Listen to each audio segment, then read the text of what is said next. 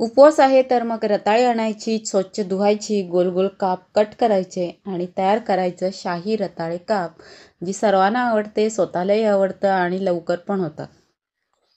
त्यासाठी रताळ्याचे सालासकट आडवे काप करून घ्यायचे.